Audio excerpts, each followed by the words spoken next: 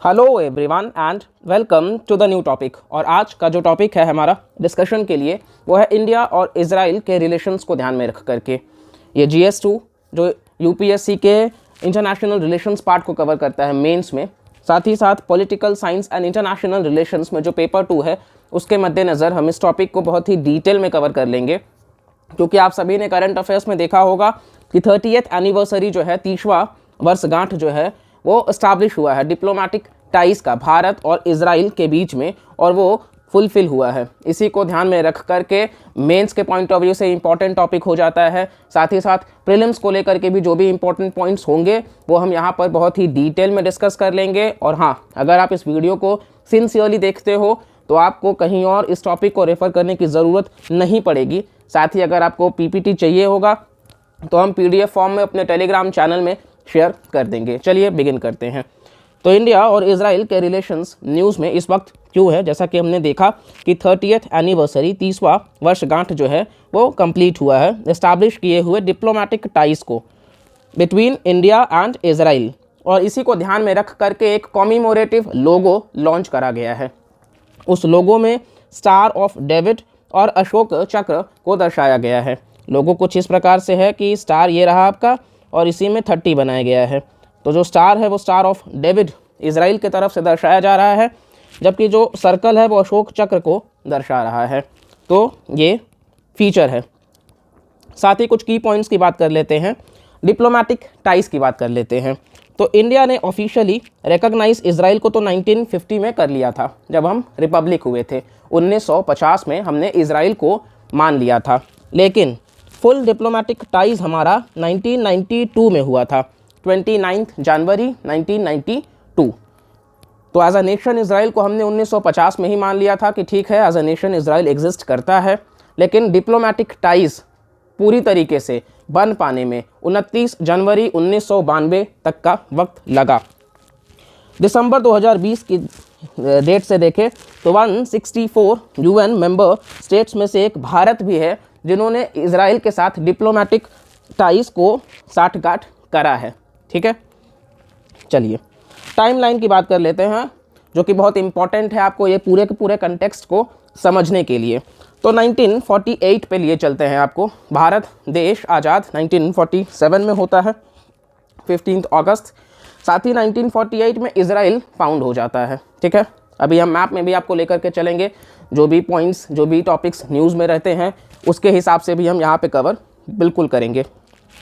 तो 1948 में इजराइल का पुनर्गठन होता है, गठन होता है दरअसल 1948 में। और इंडिया जो है वो वोट करता है against formation of Israel. Israel के फॉर्मेशन में हम वोट नहीं करते हैं, और हम पार्टीशनिंग पैलेस्टाइन एट UN। तो कहीं ना कहीं उस वक्त जो वोटिंग होता है उसमें भारत इजराइल के खिलाफ वोट करता है। ठीक है, इसके अलावा उसके कुछ कारण होते हैं। 1948 में जब हम इजराइल के खिलाफ वोट करते हैं तो उसके कुछ कारण होते हैं। पहला कारण आप कह सकते हो कि पार्टीशन जो हुआ था उस वक्त वो रिलीजियस लाइंस के बेसिस पे था, और इजराइल एक कंट्री था ज्यूज़ का।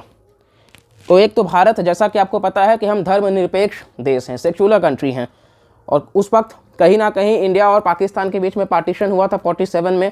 तो हमारा अपना भी कुछ एक वो कह सकते हैं कि बहुत सालों से ये देश एक सिंगल यूनिफाइड कंट्री हुआ करता था, लेकिन अंग्रेज़ों के डिवाइड एंड रूल पॉलिसी की वजह से कहीं ना कहीं वो दो मुल्कों को बंटना पड़ा। तो वो जो चोट थे फॉरएवर रिलेशंस के वो स्टिल एग्जिस्ट कर रहे थे, और उसके जो घाव थे वो भर नहीं पाए थे। इस वजह से हम कहीं ना कहीं रिलीजियस सेंटिमेंट्स को हर्ट नहीं करना चाहते थे।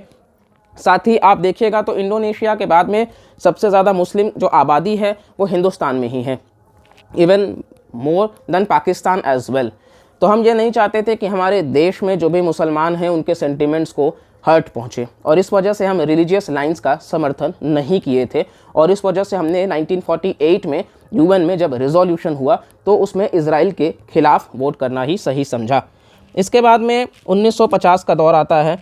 आप जब भी मेंस में टाइमलाइन को लिखो आप, तो आप इस तरीके से उसको दर्शाओ। यहाँ पे आप दिखा सकते हो कि 1948 में इस तरीके से होता है, फिर 1950 में जो भी घटना होती है, और फर्दर इस तरीके से आप उसको कंटिन्यू कर सकते हैं। चलिए 1950 की तरफ आते हैं, 1950, और इंडिया रिकॉग्नाइज कर लेता है एग्जिस्टेंस ऑफ इजराइल। हम ये मान लेते हैं कि इजराइल एक मुल्क है। साथ ही कोई डिप्लोमेटिक टाइज जो है वो इस्टाब्लिश नहीं होता है अनटिल 1991। जब तक कि कोल्ड वॉर ख़त्म नहीं हो जाता है तब तक हमारा और इजराइल के साथ में कोई भी डिप्लोमेटिक टाइज नहीं स्थापित किया जाता, ये आपको ध्यान रखना है। इसके अलावा 1953 का वक्त आता है। 50 में हमने फेवर में तो वोट कर दिया, अब 53 की बात कर ले तो 53 में एक कॉन्स्यूलेट जो है इजराइल का वो ओपन किया जाता है बॉम्बे में, मुंबई शहर में कॉन्स्यूलेट जो है वो ओपन किया जाता है। तो ये आपको ध्यान रखना है, एम्बेसी अलग चीज़ है, कॉन्स्यूलेट अलग चीज़ है। जैसे एम्बेसी जो है वो मोस्टली आपको कंट्री के कैपिटल में देखने को मिलेगा, और कॉन्स्यूलेट आपको मुंबई, कोलकाता, इवन ये सारे शहरों में आपको देखने को मिल जाएंगे। तो एम्बेसी तो नहीं, लेकिन हाँ कॉन्स्यूलेट ज़रूर स्थापित किया गया, जो कि 1953 में।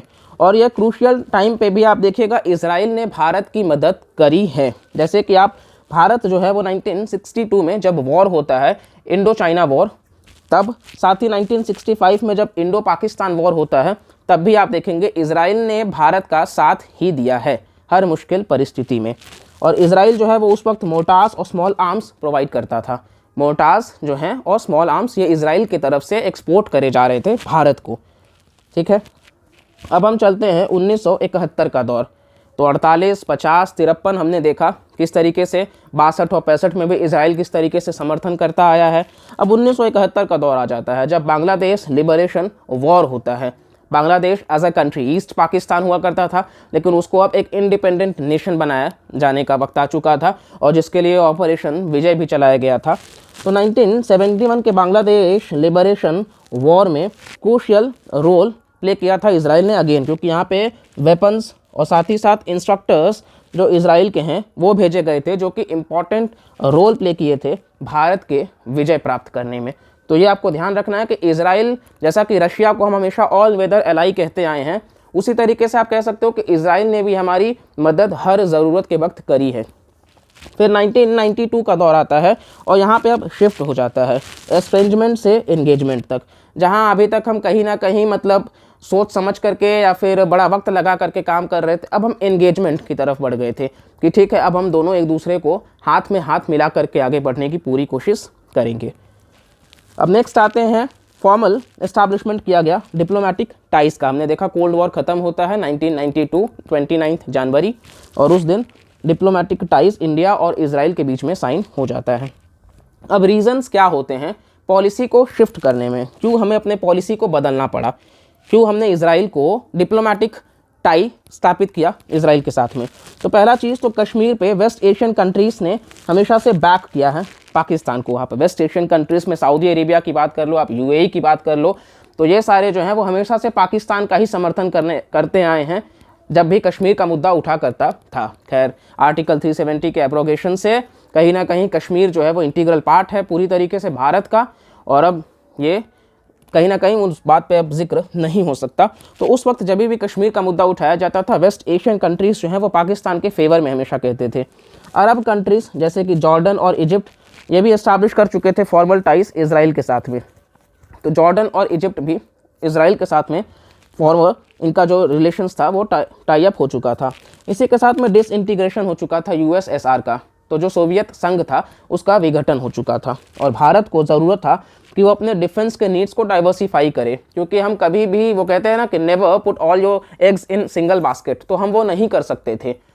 तो इसी के साथ हमें अपने जो डिफेंस के इक्विपमेंट्स हैं जो हम परचेज़ करते आए हैं, तो सिर्फ हम एक नेशन पे डिपेंडेंट नहीं होना चाहते थे, और इसी वजह से आज हम यूएसए है, फ्रांस है, इजराइल है, हम इन सभी कंट्रीज़ के साथ में हमारा डिफेंस का जो एक्सपोर्ट इंपोर्ट का जो है वो चालू रहता है। अब नेक्स्ट आपको लिए चलते हैं नरेंद्र मोदी जी जो हैं फिलहाल इस वक्त के जो देश के प्रधानमंत्री हैं, वो पहले ऐसे प्रधानमंत्री बनते हैं भारत के जो इजराइल का दौरा करते हैं। फर्स्ट इंडियन प्राइम मिनिस्टर जो इजराइल का दौरा कराते हैं, और इंडिया और इजराइल जो है वो अब स्ट्रैटेजिक पार्टनरशिप में आ जाते हैं। तो ये टर्म आपको ध्यान रखना है, आप मेंस के पॉइंट ऑफ व्यू से आप इस टर्म को बिल्कुल लिखिए। जब आप मेंस को लेकर के आंसर लिख रहे हो तो आप लिखिए इंडिया और इजराइल जो हैं वो शेयर करते हैं स्ट्रैटेजिक पार्टनरशिप, ना सिर्फ एक नॉर्मल पार्टनरशिप, स्ट्रैटेजिक पार्टनरशिप है हमारा। और 2018 में यूनाइटेड नेशंस जनरल असेंबली में एक रिजोल्यूशन आता है और उस रिजोल्यूशन में भारत जो है वो वोट करता है against the recognition of Jerusalem as capital of Israel. तो इजराइल जो है वो उस वक्त चाहता था कि जेरूसलम को कैपिटल बना दिया जाए, क्योंकि उसकी जो कैपिटल है वो तेल अवीव में है, लेकिन इजराइल चाहता था कि उसके कैपिटल जेरूसलम में शिफ्ट कर दिया जाए।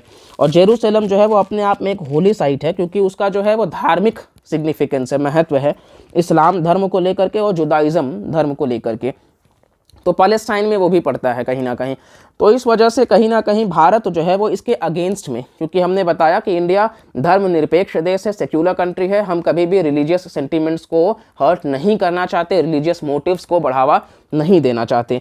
तो इस वजह से हमने जेरूसलम एज अ कैपिटल को मानने से इनकार कर दिया। हालांकि उस वक्त अगर आपने करंट अफेयर्स को फॉलो किया था तो डोनाल्ड ट्रंप जो कि राष्ट्रपति थे यूनाइटेड स्टेट्स ऑफ अमेरिका के, उन्होंने पूरी तरीके से समर्थन दिया था इजराइल का, और कुछ नेशंस भी साथ आए थे आगे जो इजराइल का सपोर्ट कर रहे थे, लेकिन काफ़ी सारे मुल्क ने इस चीज़ को नकारा कि नहीं, हम इस चीज़ का समर्थन नहीं कर सकते, और इंडिया उनमें से एक। अब हमने देखा कि डिप्लोमेटिक टाइज किस तरीके से है। अब यहाँ पर देखते हैं इकोनॉमिक और कमर्शियल रिलेशंस। आप कभी भी जब मेंस में आंसर लिख रहे हो ऑप्शनल के पॉइंट ऑफ व्यू से भी, तो आप उसको अलग अलग पॉइंट्स में दिखाइए, आप अलग अलग कैटेगरीज में दिखाइए। आप 4-4, 5-5 पॉइंट्स या 2-2, 3-3 पॉइंट से लिखे, लेकिन आप बिल्कुल अलग अलग दिखाइए। इससे कैसा है कि एग्जामिनर पे इम्पैक्ट पड़ता है कि आप वेल अवेयर हो उस पर्टिकुलर टॉपिक से, फैक्ट से। तो इस वजह से आप इस चीज़ को बहुत अच्छे से ध्यान में रखिएगा। चलिए अब हम देखें अगर, तो यूनाइटेड स्टेट्स मतलब तो 200 मिलियन का जो हमारा ट्रेड था डॉलर्स के पॉइंट ऑफ व्यू से, अगर हम यूएस डॉलर्स में देखें तो 200 मिलियन का ट्रेड हुआ करता था 1992 तक। और ये बायलैटरल मर्चेंडाइज ट्रेड जो है वो 4.14 बिलियन, डिफेंस को छोड़ करके 4.14 बिलियन तक पहुंच चुका था। और जो बैलेंस ऑफ ट्रेड है वो भारत के ही फेवर में है। करंट अकाउंट डेफिसिट हमें फेस नहीं करना पड़ता जैसे हम चाइना से फेस करते हैं, कि कहीं ना कहीं हमारा जो इंपोर्ट है वो कम है और एक्सपोर्ट जो है वो बहुत ज़्यादा है। तो ये नहीं पॉलिसी है, तो इस वजह से बैलेंस ऑफ ट्रेड देखने को मिलता है, और जो ट्रेड है वो भारत के फेवर में ही है। तो हमारा जो मर्चेंडाइज एक्सपोर्ट है, मर्चेंडाइज ट्रेड जो है वो बढ़ा है। आप इसको कुछ इस तरीके से दिखा सकते हो कि 1992 में हमारा ट्रेड जो है 1992 तक वो 200 मिलियन का था, 200 मिलियन का, लेकिन जब ये 4.14 बिलियन का हो गया, इसको जब हम अगर देखते हैं फ़िलहाल के कंटेक्स्ट में, तो ये 4.14 बिलियन हो चुका है। तो ये आप बिल्कुल इसको ध्यान में ऐसे इस तरीके से ग्राफ बना करके आप दिखा सकते हो, ठीक है। चलिए, ट्रेड ऑफ डायमंड्स कॉन्स्टिट्यूट करते हैं अबाउट 50% ऑफ बायलैटरल ट्रेड। तो जो भारत और इजराइल के बीच में, दोनों देशों के बीच जो व्यापार होता है उसमें डायमंड्स का जो ट्रेड है वो 50% लगभग कॉन्स्टिट्यूट करता है, यानी कि डायमंड्स का बहुत अपने आप में वैल्यू है भारत और इजराइल के ट्रेड को लेकर के। इंडिया जो है वो इजराइल का 3rd लार्जेस्ट ट्रेडिंग पार्टनर है एशिया में। आप ग्लोबली कहिएगा तो 7th हैं, लेकिन एशिया में चाइना और हांगकांग के बाद में हम 3rd लार्जेस्ट आप कह सकते हो कि ट्रेड पार्टनर हैं इजराइल के लिए, ठीक है। इन पॉइंट्स को आपने ध्यान रखना है, आप बिल्कुल अगर आप नोट्स बना रहे हो आप लिखते चलिए। तो इसी के साथ हम आपको नेक्स्ट लिए चलते हैं।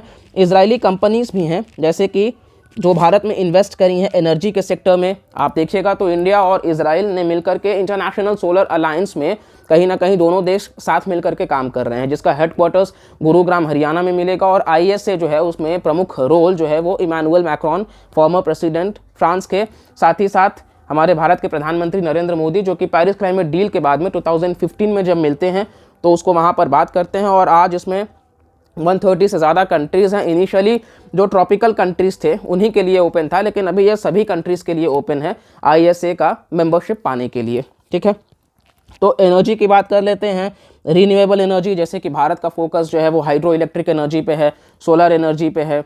कहीं ना कहीं जैसा कि पेरिस क्लाइमेट डील के तहत जो इंटेंडेड नेशनली डिटरमाइंड कॉन्ट्रीब्यूशंस है उसमें हमारा है कि 40% तक का जो इलेक्ट्रिसिटी जनरेशन होगा वो आप देखिएगा रीन्यूएबल एनर्जी से देखने को मिलेगा। सोलर हो गया, एनर्जी हो गया, इस तरीके से मतलब उनसे इलेक्ट्रिसिटी जनरेशन देखने को मिलेगा नॉन फॉसिल फ्यूल सोर्सेज से।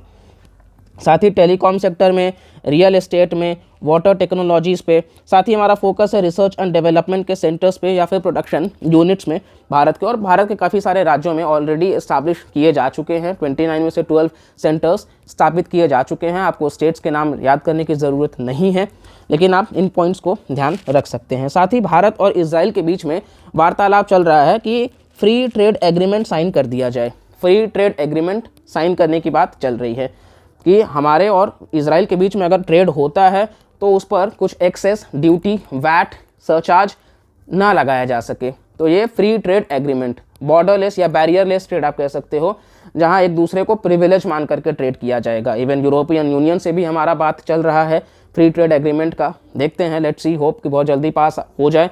आसियान नेशंस के साथ हमारा free trade agreement already exist कर रहा है। साफ्टा करके एक है, south Asian free trade agreement. खैर बिकॉज ऑफ पाकिस्तान वो कहीं ना कहीं टसल में रह जाता है, अच्छे तरीके से वर्क नहीं कर पाता है। तो काफ़ी सारे फ्री ट्रेड एग्रीमेंट्स हैं, इंडिया, म्यांमार, थाईलैंड की भी बात हो रही है कि जो मतलब फ्री ट्रेड एग्रीमेंट। तो इस तरीके से हमारा काफ़ी फ्री ट्रेड एग्रीमेंट पे अब फोकस है, और जो कि ज़रूरी भी है, क्योंकि अगर हमें हर तरीके से कनेक्टेड रहना होगा तो इकोनॉमिक टाइज बिल्ड करना बहुत ज़्यादा ज़रूरी है, जो कि भारत और ईरान को लेकर के भी हमारा है कि सेंट्रल एशियन नेशंस के साथ भी कनेक्टिविटी हो थ्रू चाबहार पोर्ट। तो ठीक है, चलिए टॉपिक पे ही रहते हैं। अब इकोनॉमिक कोऑपरेशन की बात कर लेते हैं। बायलैटरल ट्रेड जो है वो डाइवर्सिफाई होता है अलग अलग सेक्टर्स में, जैसे कि फार्मास्यूटिकल्स में, दवाई, एग्रीकल्चर में, कृषि, आईटी और टेलीकॉम और होमलैंड सिक्योरिटी में। तो यहाँ अलग अलग सेक्टर्स में ये आपको देखने को मिलेगा। आप इन सेक्टर्स को ऐसे सर्कल बना करके भी ऐसे आप दिखा सकते हो अलग अलग करके पॉइंट्स में, कि एक तरफ आप फार्मास्यूटिकल्स को दिखा दिए, एक तरफ आप एग्रीकल्चर को दिखा दिए, एक तरफ आप आईटी को दिखा दिए, एक तरफ आप टेलीकॉम को दिखा दीजिएगा, एक तरफ आप होमलैंड सिक्योरिटी को भी दिखा सकते हैं। तो ये हमारे कुछ इकोनॉमिक कोऑपरेशन देखने को आपको मिलेगा। साथ ही मेजर एक्सपोर्ट्स की बात कर लेते हैं इंडिया और इजराइल का। तो भारत तो जो इजराइल को भेजता है उनमें से कुछ है प्रीशियस स्टोन्स, जैसा कि हमने देखा डायमंड का ट्रेड ही 50% का ट्रेड है। तो प्रीशियस स्टोन्स एंड मेटल्स हो गया, केमिकल प्रोडक्ट्स हो गए और टेक्सटाइल्स हो गया। तो टेक्सटाइल्स में आप जानते ही हो कि भारत लार्जेस्ट कहीं ना कहीं प्रोड्यूसर है। बांग्लादेश और भारत के बीच में कंपटीशन चला रहता है टेक्सटाइल्स में, जूट में, तो हमारा बहुत अच्छा प्रोडक्शन होता है। तो इस तरीके से हम उन चीज़ों को एक्सपोर्ट करते आते हैं इजराइल को। साथ ही भारत का इन्वेस्टमेंट है इजराइल में, जैसे कि ड्रिप इरिगेशन, बूंद बूंद से जो सिंचाई करी जाती है, खेती करी जाती है, ड्रिप इरिगेशन हो गया, फार्मास्यूटिकल्स हो गया, वेस्ट वाटर ट्रीटमेंट हो गया, आईटी हो गया। क्योंकि इजराइल अगर आप देखोगे तो उन्होंने बहुत अच्छा काम किया है ड्रिप इरिगेशन के ऊपर। ड्राई लैंड फार्मिंग बहुत अच्छे तरीके से उन्होंने मतलब ग्रो करते आए हैं वो। इवन डीसैलिनाइजेशन टेक्निक हमें सीखना चाहिए कि किस तरीके से हम खारे पानी के समुद्र को यूटिलाइज कर सकते हैं, पीने के योग्य बना सकते हैं और उसका इस्तेमाल कर सकते हैं। तो इजराइल से ये सारे टेक्निक्स जो हैं हम वो अडॉप्ट पूरी तरीके से कर रहे हैं, क्योंकि इंडिया जो है वो एग्रेरियन इकोनॉमी है और ज़्यादातर हमारे जो देश में लोग हैं वो कृषि पर ही निर्धारित हैं। और इस तरीके से आप कह सकते हो अप्रॉक्सीमेटली 55% लोग एग्रीकल्चर पे ही डिपेंडेंट हैं। And entire India well blessed नहीं है रेनफॉल से, कहीं अनप्रेडिक्टेबल हो जाता है, कहीं ड्रॉट हो जाता है। स्पेशली आप वेस्टर्न इंडिया की बात कर लो, आप सदर्न इंडिया की बात कर लो आप। तो इस तरीके से उनके लिए ड्रिप इरिगेशन, माइक्रो इरिगेशन बहुत ही बेनिफिट होगा, जो बाकी सारे क्रॉप्स के लिए मतलब कहीं ना कहीं एक अच्छा साबित होगा। चलिए अब नेक्स्ट आपको लिए चलते हैं डिफेंस के ऊपर। भारत और इजराइल मोस्टली लोग डिफेंस, जैसा कि अभी तक हमने देखा, तो डिफेंस बहुत बड़ा रोल प्ले करता है। इंडिया जो है वो लार्जेस्ट बायर है मिलिट्री इक्विपमेंट का इजराइल से, ठीक है।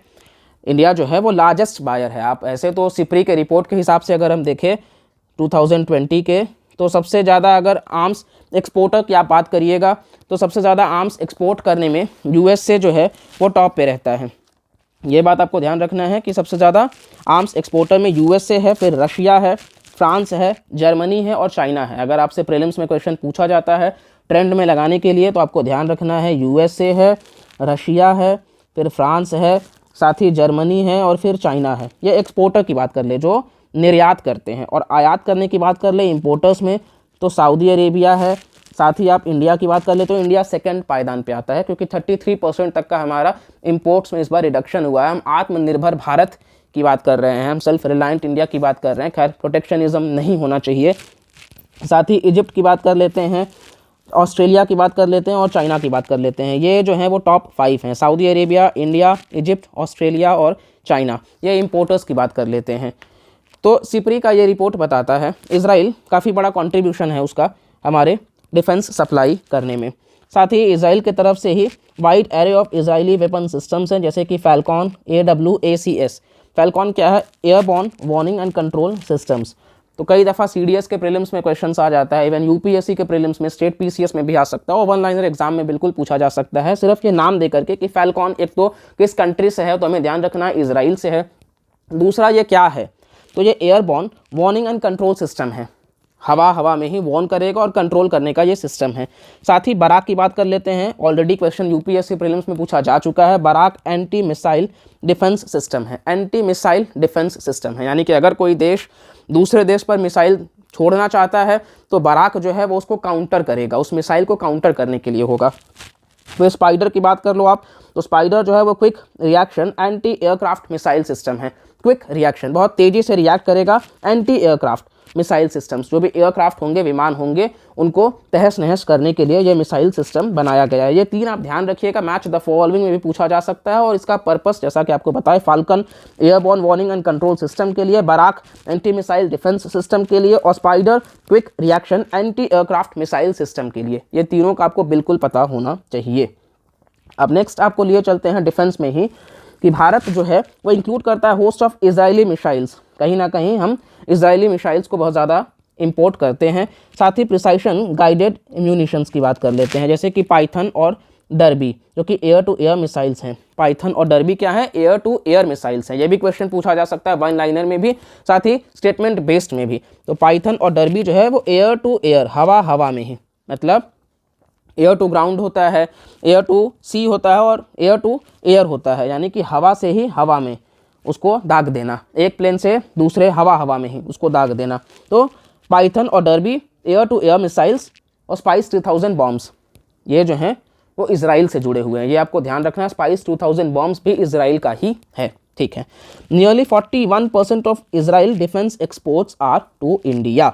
तो जो 41% इजराइल का डिफेंस एक्सपोर्ट किया जाता है वो भारत में ही किया जाता है। कितना बड़ा शेयर है, लगभग 40% किसी देश का एक्सपोर्ट जो है डिफेंस का वो भारत में आ रहा है। तो बहुत बड़ी बात है, भारत जैसे देश में आप कह सकते हो डेमोग्राफिकली हम सेकंड लार्जेस्ट हैं, एरिया वाइज हम 7th लार्जेस्ट हैं।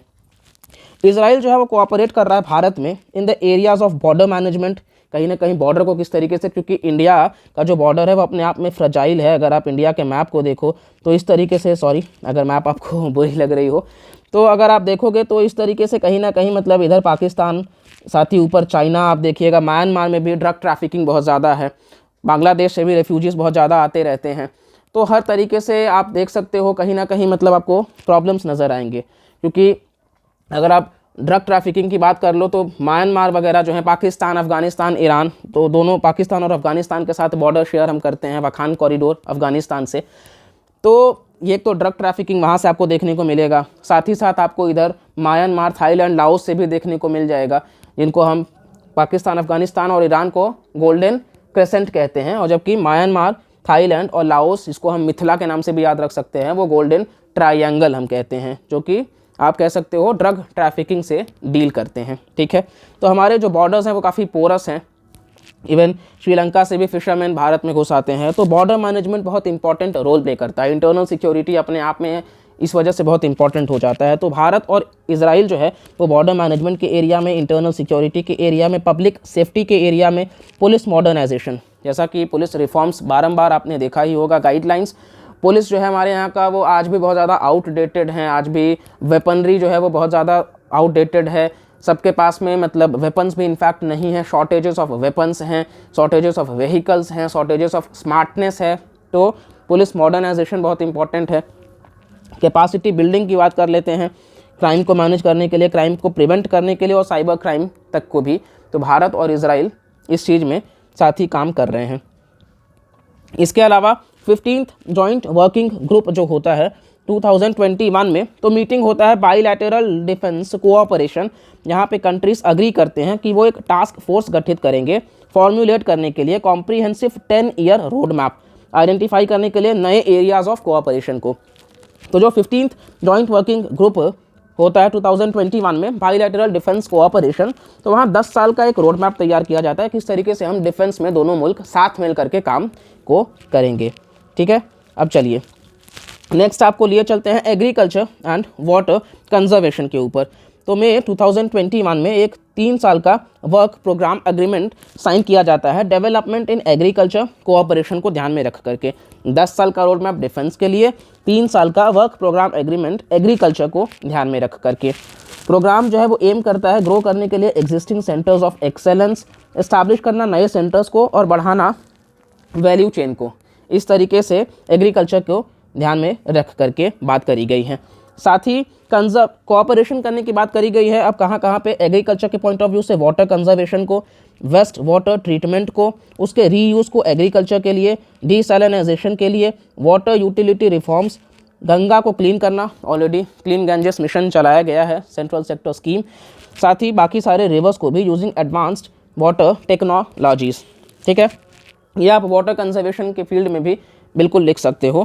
साथ ही इजराइल का एक्सपर्टीज़ है ड्रिप इरिगेशन में, जो कि हेल्प करेगा भारत को डबलिंग फार्मर्स इनकम का जो टारगेट है 2022 तक का, लेट्स सी अचीव होता है या नहीं। अशोक दलवाई पैनल कमेटी के हिसाब से, ये कमेटी का नाम ध्यान रखिएगा, अशोक दलवाई पैनल कमेटी के ही कहने पे 2022 तक फार्मर्स इनकम को डबल करने की बात करी गई थी।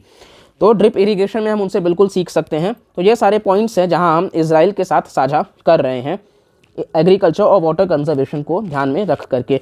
इवन भारत जो है वो बेनिफिट करता है, इजराइल का एक्सपर्टीज़ है और टेक्नोलॉजीज़ है हॉर्टिकल्चर मेकानाइजेशन में, प्रोटेक्टेड कल्टीवेशन में, ऑर्चर्ड और कैनोपी मैनेजमेंट में, नर्सरी मैनेजमेंट में, माइक्रो इरिगेशन में और पोस्ट हार्वेस्ट मैनेजमेंट। आपको बता दें कि हमारे देश में बहुत ज़्यादा लॉस जो है वो पोस्ट हार्वेस्ट मैनेजमेंट से देखने को मिल जाता है, क्योंकि हमारे यहाँ पोस्ट हार्वेस्ट लॉसेस बहुत ज़्यादा हैं, तो उसको मैनेज करना बहुत ही इंपॉर्टेंट है। पोस्ट हार्वेस्ट का मतलब ये है कि टमाटर गल रहे हैं, सड़ रहे हैं, क्योंकि ट्रांसपोर्ट सिस्टम अच्छा नहीं है, या फिर उस हिसाब से कोल्ड स्टोर चेन्स नहीं है उस हिसाब से जो मेंटेन कर सके।